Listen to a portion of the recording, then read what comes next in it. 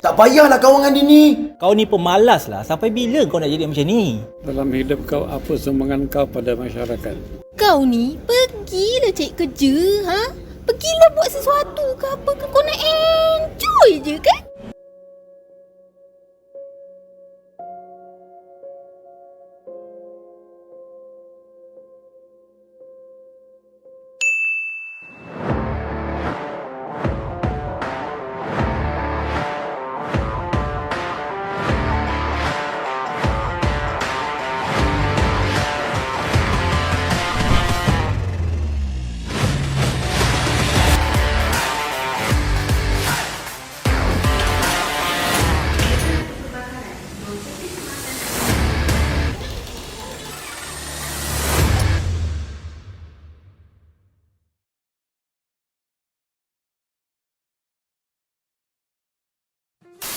Hai, Assalamualaikum semua. Bersama dengan Mak Ran dalam rancangan Bajet-Bajet Podcast Sembang Lebat.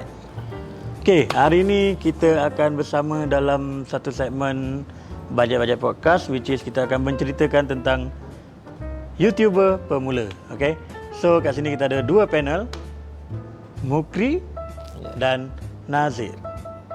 So, hari ni kita akan berborak sikit lah. Kita borak santai-santai je berkenaan dengan YouTube. Memandangkan kita sekarang ni sedang berada di YouTube Masterclass anjuran HRDF dan Kokombi Academy.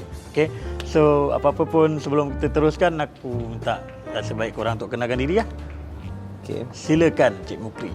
Bismillahirrahmanirrahim. Nama saya Muhammad Mukri bin Muhammad Ihwan. Berumur tahun ni 25 tahun. Berasal daripada Selangor. Sekarang menetap di Ampangan Negeri Sembilan. Dan Alhamdulillah buat masa sekarang kerja tu masih belum ada lagi lah kan. Cumanya kita just trade dalam saham. Oh, kerja sendiri ni. Ini kerja usahawan sendiri. ni. Full time trader. Full time trader. Wah, duit berkepuk. Duit berkepuk. Duit nak kata berkepuk tak juga. Tapi insya-Allah lah. Umur muda-muda dah trade ni benda bukan benda yang mudah. Tapi difahamkan Al-Hafiz kan? Alhamdulillah. Itulah hati kira alhamdulillah Taala bagi orang kata kelebihan untuk nak hafal 30 juzuk tu. Itu je. Alhamdulillah, bukan senang. Bukan senang. Sebab ialah bukan dalam, kalau kita tanya pun kebanyakan orang kadang-kadang baca Quran pun kira masih kurang. Betul, setuju. Orang kata dari segi hafiz lagilah jauh. Jadi kira antara dapat yang terpilih. Alhamdulillah. InsyaAllah semoga semuanya baik-baik belaka lah. Okey, silakan Cik Nazir kenalkan diri. Assalamualaikum warahmatullahi. Waalaikumsalam. Pertama kali nama saya Muhammad Nazir dan saya berumur 37 tahun. Tahun ni lah. Okey abang. Alhamdulillah saya berumah tangga dan saya sebenarnya sebelum ni saya seorang anggota tentera. Right. Dan sudah tamat perkhidmatan pada bulan 12 tu. Pencen awal lah. Ya, saya pencen awal. Cuma masa sekarang ni memang saya belum lagi buat apa-apa kerjaan pun. So sekarang memang ada channel sendiri lah buat YouTube lah. Alhamdulillah ada channel sendiri. Channel pun kalau ikutkan channel tu kita dulu cakap bila terjun lah. Buat suka-suka Suka-suka, tapi Alhamdulillah bila dah cuba beberapa niche video macam video Islamik dapat sambutan dan saya fikir nak teruskan. Bagus. Alright, so nice. Permulaan yang baik. So, macam yang kita cakap tadi, kita punya topik utama adalah YouTuber pemula. So, memandangkan awak adalah YouTuber, awak mungkin bakal menjadi seorang YouTuber sebabkan kita berada di sini di program macam ni. So, apa pandangan awak semua? Saya tak kisah, kita santai je jawab. Apa pandangan anda semua tentang YouTuber pemula? Pada pandangan korang, bila sebut pasal YouTuber pemula ni, apa yang terlintas dalam kepala kita? Awak lah dulu, Cik Nazir. Okay, betul ni macam kita ke kelas, macam tuan Kokom pun cakap, Kokom cakap, ya apa pun kita kembali kepada kita punya niat. Right. Apa niat kita nak jadi YouTuber ni? Sebab bila berbalik pada niat baru kita boleh tahu apa konten yang kita nak isi. Konten tu sekarang patut betul-betul syariah kan. Benda-benda yang orang kata baik lah. Baik kan. Memberi manfaat orang cakap kan. Dengan sampah kan. Betul. Prank. Yang prank yang baik ataupun yang salah di sisi agama, ataupun yang boleh menimbulkan. Maknanya dia lebih daripada sudut yang positif sahaja lah. Ya, dia kalau kata kita bercerita tentang benda YouTube ni adalah satu medium untuk kita orang kata menonjolkan bakat kita. Mungkin kita ada bakat dari segi videografi, mungkin kita ada bakat dari segi pengacaraan, ataupun mungkin kita ada bakat dari segi macam berlakon drama atau something like that. Macam saya sendiri pun, saya memang tak pandai dalam bidang lakonan, tak pandai.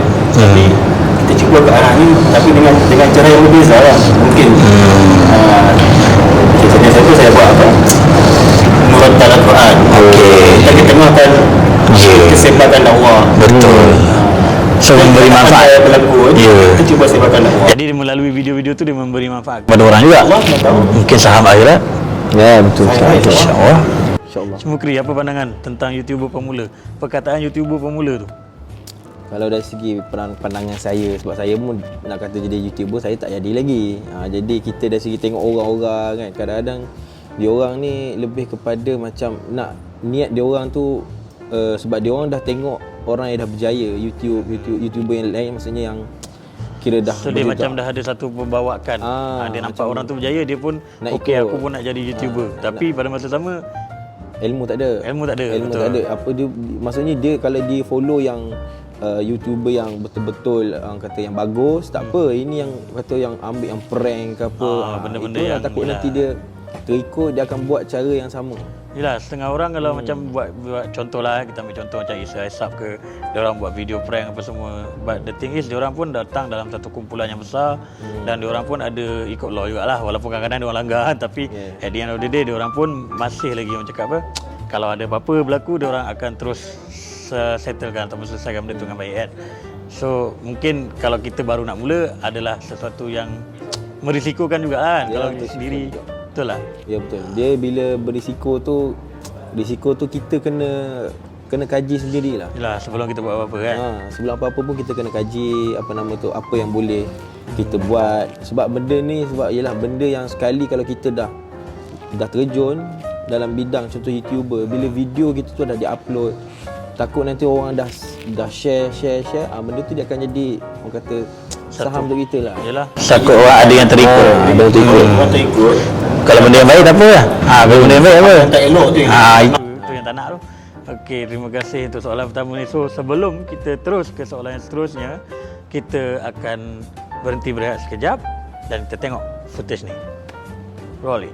Alright, Assalamualaikum. Sekali lagi anda bersama dengan saya Zack Zawani dan sekarang saya berada di MITC Melaka bersama dengan seorang insan yang sangat hebat iaitu Encik Ali daripada channel YouTube Mr. Kokom. Ya betul. Jumlah follower dia sekarang Cik Ali berapa je? Tak silap saya 800,000. 800. Yang saya tengok 806,000 Cik Ali. Okey, saya tak nak ambil masa Cik Ali. Oh, terhebat. Saya nak tanya Cik Ali, apakah rahsia kejayaan you boleh sampai ke tahap ini, mencapai jumlah subscriber yang sangat banyak dalam YouTube? Silakan. Okay. First, bila kita refer pada YouTube, make sure consistent. Sebab YouTube, game dia adalah consistent. Once you dah tak consistent, YouTube sendiri yang takkan release you bagi untuk orang tengok. Jadi untuk tips yang pertama untuk successful dalam YouTube, make sure consistent. Dan yang kedua, pilih audience yang kena dengan you. Macam you nak buat, you suka contohlah travel, janganlah pergi benda lain. Jangan bawa masakan pula. Contoh, keep dua benda ni, insya-Allah lama-lama boleh berjaya. Okey, konsisten dan fokus kepada niche yang kita nak buat tu Cik Ali. Okey, baik. Yang paling penting Cik Ali, saya nak tanyalah, kalau kita tengok sekarang lambakan ramai gila anak-anak muda yang nak jadi YouTuber tau. Jadi apa nasihat Cik Ali pada insan-insan yang kat luar sana tu yang nak bermula dalam bidang ni? Silakan. Okey, baik. Memang kita sedarlah sepanjang PKP kenaikan untuk orang menjadi YouTuber semakin ramai. Betul. Sebab semua orang duduk rumah dan internet punya trend melonjak. Okey. Jadi bila nak jadi YouTuber, pertama sekali niat tu kena betul. Niat ni apa? Kadang orang aku buat ni sebab nak duit. Okey. Tapi kita kena fikir YouTuber ataupun YouTube punya platform ni, jangan fikir duit dulu. Kita adalah content creator. Kita adalah entertainer, orang yang entertain orang. Kita bagi orang happy, nanti baru duit datang. Kita meletakkan konten dulu, duit datang nanti. Alright, jadi nombor satu adalah niat. Dan yang kedua, bila internet ni adalah jenis yang borderless. Semua konten kita boleh buat. Okay, jadi kita kena refer balik. Kita ni ada adab. As a orang Islam, kita tahu apabila kita buat something yang mana something tu berkekalan, dia akan create benda berkekalan juga. Contoh kalau buat benda baik, pahala yang berkekalan. Walaupun sampai mati. Sampai dalam kubur, amal jariah kita tu. Yes, malaikat tetap tulis. Jadi niatkan buat konten tu untuk memberi manfaat pada orang. Tambah nilai hidup orang lain. Selain tu ada lagi Encik Ali? Masya-Allah. Dah banyak. Baik Encik Ali, kalau nak tengok kejayaan dalam YouTube ni sendiri, dah banyak kejayaan Encik Ali capai Alhamdulillah. Alright. Okey, itu saja Encik Ali, dan insya-Allah kita jumpa lagi nanti di segmen yang seterusnya kembali ke studio. Bye. Okey, terima kasih. Sekarang ni kita kembali. So, soalan yang seterusnya lah, ada nak minta pendapat dan juga pandangan memandangkan Abang Nazir dah pun bergelar seorang YouTuber. Nanti kita akan letakkan lah link dekat description untuk channel Abang Nazir. Jadi, soalan saya sekarang ni Abang Nazir, jangan lupa subscribe. Okay. So, soalan saya sekarang ni adalah apa yang membolehkan ataupun melayakkan seseorang untuk bergelar YouTuber ataupun content creator? Pandangan abang ataupun macam mana? Kita kena faham macam yang kita sebut content creator. Apa tu content creator? Okey. Seorang yang membuat konten. Seorang yang membuat konten. Kita kena tengok konten apa yang kita nak bagi ketengahkan. Yang kita nak ketengahkan. Adakah konten tu memberi manfaat kepada orang lain? Betul. So ini yang tadi yang kita dengar dalam kelas berkaitan dengan apa tadi? Nawaitu. Ya, betul lah tu. Ada dalam hadisan innamal a'malu binniyat. Betul. So maknanya kita kena set up. Ya, tapi kita kena tahu lah. Kalau kita nak buat jadi YouTuber ni, walaupun saya bukanlah YouTuber yang berjaya sekalipun, tapi still ada subscriber kan? yang betul-betul ni niat lah kan. Ya, betul lah. Kita kena tahu apa yang kita nak bawa dalam konten kita tu. Okey, maksudnya macam mana kita nak maintain. Elok-eloknya benda yang kita dah fikir dan kita dah set up awal-awal. Kita tak boleh kan cakap benda yang lain tu macam buat karma apa salah tak salah benda tu, tapi biarlah ada landasan dia kan. Ada landasan berlandaskan sesuatu. Ada nasihat dia, jalan cerita pun dia ada nasihat dia. Kita tak berlandaskan pada hukum Islam semua kan. Okey, pada Cik Mukri pula nak tanya ni, apa pendapat ataupun pandangan tentang lambakan YouTuber yang dah ada? Kita nak minta awak komen, bukanlah YouTuber yang besar, tapi mungkin awak pernah nampak YouTuber baru naik. Kan, mungkin awak boleh bagi pandangan terhadap YouTuber yang baru nak naik ni. Sebab kita tak tahu, macam sekarang contoh lah, kita bagi contoh kita ada banyak medium ataupun platform untuk social media ni. Selain pada YouTube, kita ada TikTok, kita ada Bigo lah, apa benda semua kan. So benda-benda macam tu. Apa pandangan awak tentang lambakan social media ni pula? Maksudnya dari segi macam abang cakap tadi pasal niat. Okey, so bila awak fikir balik macam contoh terlalu banyak orang yang buat konten, kita tak tahu pula konten yang diorang tu kadang-kadang ada yang meniru pun je, ada yang macam over pun je, tak sampai diorang just buat drama tanpa ada unsur-unsur pengajaran yang diselipkan. Mungkin boleh bagi komen sikit. Bagi saya, kalau tengok daripada pemula-pemula ni, dia orang lebih kepada macam kalau tengok yang baru nak up ni, dia orang akan mula daripada IG lah kan. Okey. IG atau Facebook, dia orang akan mula dengan cari dia orang punya followers apa semua daripada segi yang tu. Jadi bila dia orang dah ada orang kata geng-geng dia orang ni, jadi itu yang dia orang akan terus ke YouTube. Sebab daripada situ akan ada dia dah ada geng dia. Dia dah ada follower dia. Jadi kebanyakan itulah kadang-kadang yang itu masalah dia, sebab kadang-kadang kalau kita tengok kebanyakannya perempuan lah kan. Perempuan ni efek dia sangat besar lah untuk kita kaum lelaki ni. Betul. Sebab kadang-kadang kalau kita tengok pun kebanyakannya sekarang lebih kepada macam yelah konten-konten yang menari, berjoget apa semua. TikTok, Bigo apa semua. Benda tu sangat bahaya disebabkan apa? Sebab benda tu kalau dah masuk dalam Instagram semua, dia dah masuk yang lagi pula discovery punya dunia punya, lagi efek dia besar lah. Kita walaupun berubah macam mana sekalipun, kita ada saham yang tengah mengalir tu. Faham. Yelah, bukannya kita selalu nak kata sempat ada masa untuk check balik yang bertahun-tahun kita dah post tu untuk delete ke apa.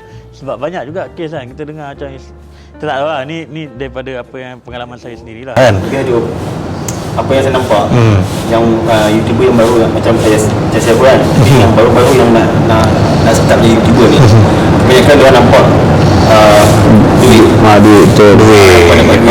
Okey, so maknanya antara penyebab utama lah ataupun faktor utama menyebabkan orang ramai nak jadi YouTuber kan. Orang konten tu tak kisah.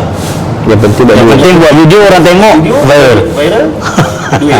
Mengalir siapa mengejar viral lah. Dia pun jalan je. Dia first dia mengejar fame and then duit. Betul. So, maknanya duit, okey dia tahu boleh buat duit, and then yang dia nak kejar adalah fame. Sebab pada masa sama fame boleh memberi dia orang duit. Betul lah. So maknanya betul lah. Sebab kebanyakan YouTuber datang daripada kehendak dia orang apabila menyaksikan kejayaan orang lain. Salah. Sebab tu tak salah tak salah. Tentang kelas ni. Apa ilmu yang dia dapat? Macam cikgu-cikgu bagi tahu. Hasilkan. Terus betulkannya. Yang penting konten kita tu. Hasilkan konten yang memberi manfaat lah. Betul lah. Konten tu kena ada yang bagi orang untuk tengok. Betul, memberi kebaikan lah untuk orang lain, nasihat-nasihat ke. Itulah semaksudnya kita kena pilih lah kan. Sebab terlalu banyak juga lambakan YouTuber tapi tak ada konten yang, bukan nak kata tak ada konten, mungkin sebabkan oleh orang ada YouTube, dia orang pun nak buat YouTube. Tapi dia orang tak kaji sebetul-betulnya lah apa yang dia orang boleh buat ataupun apa yang dia orang perlu elakkan untuk buat kan. Sebab kita ada benda yang does and don't kan, benda-benda macam tu. Boleh buat YouTube tapi mesti ada ilmu. Kena berjuru dulu lah. Datang kelas. Mesti ada ilmu. Datang kelas lah. Belajar lah. Jadi kita tahulah apa benda yang kita boleh ketengahkan kan. Betul tak? So sekarang ni kita nak buat conclusion lah. So apa pula sebagai wakil, maksudnya sebagai orang awam lah, kita ni semualah bertiga kan, sebagai orang awam, apa nasihat yang Cik Mukri nak bagi kepada orang luar sebelum, ataupun mungkin dia orang dah start buat YouTube tapi sebelum dia orang buat YouTube ke apa, mungkin ada nasihat yang nak disampaikan? Nasihat untuk mau kata pemula yang nak jadi mungkin YouTuber. Nak bagi spesifik hanya kepada gadis-gadis ke kat luar kan? Boleh, apa tu, sebab ialah benda ni dia umum kan. Jadi yang penting belajarlah dulu. Belajar, kita pergi kelas, kita belajar macam mana nak buat dengan orang yang dah berjaya. Macam saya pergi sekarang ni dengan Mr. Koko. Siapa tak kenal kan? Siapa tak kenal, dah ada ramai subscriber. Jadi benda tu kita kena ambil daripada orang yang dah berjaya lah. Kalau kita follow yang Mak Saleh apa semua tu, itu dia orang lain. Jangan ikut. Dia orang ni orang yang kira bahasa mudah kita ni. Kita kena ingat kita ada akidah kan. Kita ni ada agama. Ada agama Kalau kita nak buat macam cara orang luar ni, naya. Kalau nak ikut semua, ikut je lah kau ke sana kan. Jadi efek dia sangat besar lah. Jadi untuk kita belajar ilmu, dapatkan ilmu dulu, dapatkan mentor yang baik, lepas tu kira buat benda yang bagus. Buat benda yang betul lah. Dan terus konsisten Ya, macam Abang Ali cakap tadi. Tadi dah tengok kan yang Abang Ali tu, Abang Ali cakap apa? Konsisten. Terus orang kata konsisten dalam buat video, jangan tiba-tiba dah banyak orang tengok, tiba senyap pula, habis pun satu masalah juga kan. Sebab kadang orang Melayu kita ni, minta maaf cakap orang Melayu kan, hangat teh ayam. Biasa. Biasa, benda tu biasa kan. Okey. So, Abang Nazir pula, nasihat. Nasihat saya pun sama juga apa yang kita belajar. Apa pun kita kena ada ilmu. Betul. Yang penting ilmu. Nak buat apa pun kita mesti kena belajar dulu. Kita tak boleh main Betul.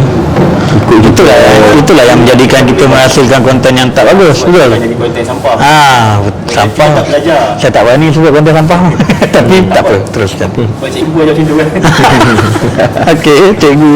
Okey, sebab betul. Kita datang kelas, kita tahu apa kita belajar macam mana nak shoot, lighting, apa semua. Jadi banyak yang memainkan peranan penting dalam penghasilan video. Kalau kita tak ada tak ada ilmu, kita main show je, jadi orang nak tengok pun bosan. Jadi pentingnya ilmu untuk menghasilkan Untuk menghasilkan benda yang baik lah, benda yang bermanfaat, video yang bermanfaat lah. Apa-apa kena belajar. Belajar. Dan Betul. jadikan orang yang berjaya tu sebagai idola. betul Betul. Mr. Kokom. Terima kasih banyak-banyak atas nasihat dan juga pandangan. So mungkin dah tak ada apa lagi, kita akan wrap. Terima kasih banyak kerana menonton dan mendengarkan podcast. Salah pula. Terima kasih kerana mendengarkan Budget Podcast Sembang Lebat. So jumpa lagi next video. Bye. Okay guys, tadi kita bersama dengan Cik Ali. Itu dah dia punya project manager di dalam Mr. Kokom. I baru nampak dia punya leader presiden dia sendiri, iaitu Cik Kokom sendiri. Jom kita tengok. Alright, jom. Cik Ali. Langsung ni Kokom. Sorry. Kau baik. Tengah makan. Alright. Oh, itulah kacau. Boleh ambil masa sikit? Boleh. Alright, Mr. Kokom. Sekarang ni kita orang tengah nak kongsi kepada ramai gila YouTuber kat luar sana. Baik. Yang nak jadi YouTuber. Kalau kita tengok Mr. Kokom sendiri, YouTuber yang telah mencapai banyak gila kejayaan kan, sampai 806,000 subscriber. Okey, baik. Apakah tak rahsia- banyak pun sebenarnya subscriber tu. Banyak lagi banyak sebenarnya. Baik, tapi untuk dekat insisan anak-anak muda kat luar sana yang baru nak bermula tu, apakah rahsia kejayaan paling besar menyebabkan Mr. Kokom berjaya capai sampai ke tahap ini? Of course yang pertama daripada doa ibu bapa. Ya, betul tau. Sebab mungkin ramai kita tak sedar apa kejayaan kita capai hari ni ialah daripada doa ibu bapa kita. Itu yang pertama lah. Yang kedua, seterusnya ialah ada atas izin daripada Yang Maha Esa, of course. Tanpa izinnya tak mungkin akan dicapai. And then selepas tu ialah kita punya usaha. Maksudnya macam mana kita nak berusaha untuk capai kepada satu level lah. Dan dia perlukan komitmen dan juga tekad dan juga keinginan yang sangat kuat. Lepas tu sekurang-kurangnya nak kena ada hati dalam apa yang kita buat tu.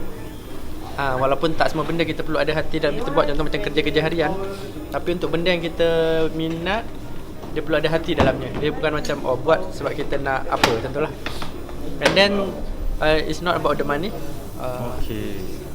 Sebab at the end sebenarnya bila kita cakap pasal YouTube, dia ialah semacam konten dan juga TV program, tapi versi kita punya sendiri. So macam mana kita nak jadi penghibur yang sekurang-kurangnya memberi manfaat lah pada orang. Itu je lah. Kalau kita tengok kan, daripada banyak-banyak YouTuber yang kat luar sana, tapi saya perasan Mr. Kokom adalah orang yang selalu pergi juga. Ada channel satu lagi kan, Kokombi kan, yang buat kepada Habib Ali. Dan saya tahu yang itu adalah secara percuma yang tidak di-charge, right? Dan saya sangat-sangat percaya Mr. Kokom ada big why yang paling besar. Kenapa you boleh terjun sampai ke dalam bidang ni? Apa big why? Big why asalnya memang untuk kita support pengajian-pengajian agama lah. Maksudnya macam itu yang masa awal-awal saya buat dengan Ali. Sampai sekarang pun kita masih buat video-video pengajian agama. Cuma kebetulan masa kita fikirkan apa jalan untuk nak kita ada video yang lebih cantik, ialah kita melalui buat bisnes. So dan kita buat bisnes ni lah. Dan somehow kita sempat pula belajar dengan guru-guru marketing. Itu wajib itu wajib untuk kita tahu, sebab ada mentor. Sebab kita perlu mereka untuk ajar kita teknik-teknik ialah marketing yang betul. Sebab video kita perlukan marketing. Kalau tak kita yang promote video kita, siapa lagi kan? Takkan tak tolong orang lain promote. Betul tak? So saya rasa itulah antaranya. Big why-nya of course yang pertama datang daripada pengajian tu. Yang kedua of course kita punya team lah. Sebab bila kita ada team, kita ada cost. Dan betul, macam mana kita nak overcome cost tu, dia dah jadi satu motivasi, perjuangan nak bantu. Baik. Okey, yang terakhir saya nak tanya lah, kalau kita tengok sekarang ramai gila YouTuber budak-budak muda yang sekarang yang suka buat channel yang entah apa-apa kan. Yang kadang-kadang sampai dia tahu yang dia akan menjadi saham pada orang ramai yang melihat contoh. Lagi-lagi anak muda zaman sekarang terpengaruh. Apa nasihat you kepada anak-anak muda yang kat luar sana sekarang ni dengan dunia cabaran yang PKP apa semua yang tengah sibuk nak jadi ni? Apa nasihat you pada anak-anak muda kat luar sana? Saya rasa dia lebih kepada ilmu. Saya yakin sebenarnya kalau diorang tahu, diorang pun tak nak buat pun. Cuma kebetulan diorang tak tahu dan diorang tak ada ilmu tentang benda tu. So itu yang jadinya diorang buat benda tu tanpa ilmu. Maksudnya macam dia nampak benda tu boleh buat duit, tu jadi pula kebetulan video tu kan. Banyak pula tontonan. Lepas tu dia tengok, mungkin terinspirasi daripada YouTuber-YouTuber luar. So hati-hati untuk terinspirasi daripada YouTuber-YouTuber luar, terutama yang bukan Muslim. Sebab apa yang diorang buat, diorang bebas buat apa saja tanpa halangan, tanpa kita perlu fikir pasal hukum agama. Tapi kalau kita ada batas-batas yang kita perlu jaga. Faham. Memang akan ada halangan sikit dari segi cara nak grow, sebab bila kita berada di batas agama, dia tak semua konten kita boleh buat, dan itu menyebabkan kita akan sangkut pada satu level. Maksudnya macam yang minat pun tak semuanya orang akan minat. Tak semuanya. Betul. Sebab orang mungkin yang tak minat agama mungkin tak nak tengok konten kita. Betul. So kat situ je lah kita dah kekurangan subscriber sebenarnya. Sebab ramai sekarang tengok ramai gila tapi hati kena kental bad lah. marketing. Tapi hati kena kental lah. Maksudnya macam jangan tergugat pula. Jangan macam orang buat konten macam tu naik pula subscriber, kita buat macam tu. Ya, betul. So nasihat dia yang terakhir adalah mulakan dengan ilmu. Mulakan dengan ilmu. Mencuba di bidang YouTube. Mencuba di bidang YouTube. Terutamanya ilmu agama. Yes, betul. So untuk jadi Mr. Kokong yang hebat, you kena betulkan dulu dalaman you dan niat you. Itu jadi yang paling terbaik. Baik. Alright, jom kita kembali ke studio. Thank you so much Mr. Kokong. Terima kasih banyak. Ya, lambai sikit gitu. Baik, jangan lupa subscribe. Mantap. Thank you. Aku panas macam ni. Kau faham, ha? Bukan apa, kalau kau nak ambil baju aku, kau bagi tahu lah. Ni main-main ambil dan caw. Wah, Bin, kau pakai baju aku, kau tak minta, tak apa pula. Aku pakai baju kau, aku jaga bro. Kau pakai baju aku sampai koyak, lepas tu kau kotor kan. Mampus lah macam ni. Kau nak hangat baju kau ni, ha? Ha? Nak ambil lah. Kau nak bagi baik-baik Kau apa hal macam ni? Sekarang kau ambil balik baju, kau bagi baik-baik kat aku. Kau nak main sepak-sepak, jom lah, tak ada hal. Kau ni memang pun.